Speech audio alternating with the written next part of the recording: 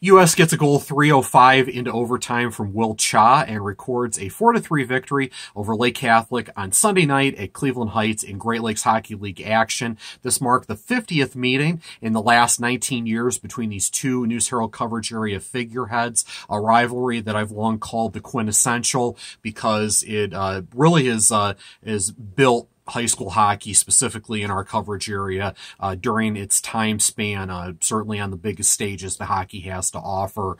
And this was the 50th chapter, so obviously a milestone there.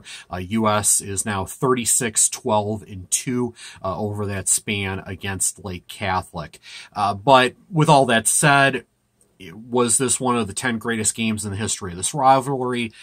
God, no, to be completely honest. But at the same time, I think there were positives to take out of this for both hockey teams. Let's start with the victors here in U.S. Andy and I have talked about it a couple times during the course of the season.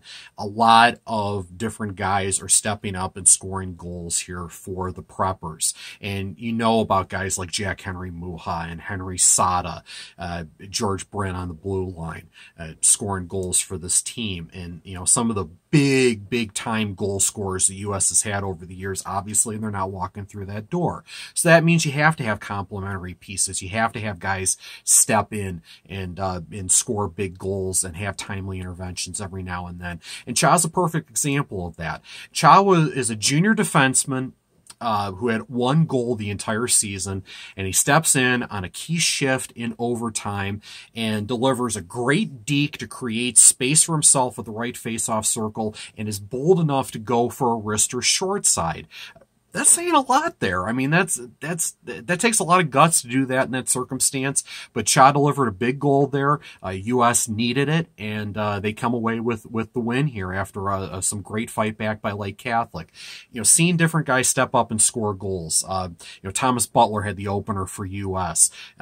Henry had a nice goal in this game. Obviously, we know Henry well, but Henry had a nice snapper in this game. Jack Barrow scored a goal. So many different guys contributing in the offensive zone for the Preppers. That can't necessarily be a bad thing as we go along if different guys can light the lamp for U.S. and they're not having to be reliant on one or two guys for the production that they need so that teams can plan for them in the defensive zone. So that can be a good thing. Now, that said, U.S. has been in a lot of one-goal games so far this year, and they still are trying to figure out how to close out hockey games. This was their 9th one-goal game already. They're 3-6 in those circumstances.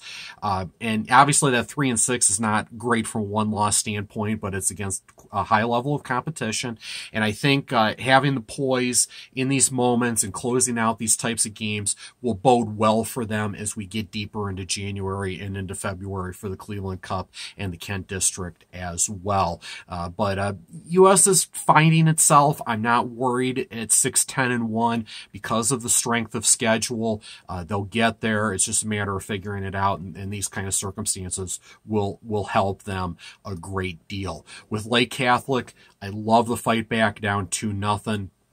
They have a lot of firepower in that offensive zone with Jacob Schmidt, Amadeo Cantini, Cole Horvath. They have some dudes there who can light the lamp and they can move with some intent, skate well off the puck, move the puck well, and deliver some big goals. And the power play for the Cougars was great. How many years have we said that over the last several years? You know, when Justin's been the coach, when Ryan's been the coach, going back before that, Lake on the man advantage is just so good. They move their feet well. They cycle well.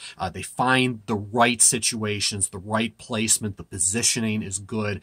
So to be able to battle back from down 2-0, take a 3-2 lead, albeit briefly, and show some signs, I think that's really good for this team. They're really hanging in there at 13-9. I think they're going to be a dangerous team once we get into the Cleveland Cup and into the Kent District.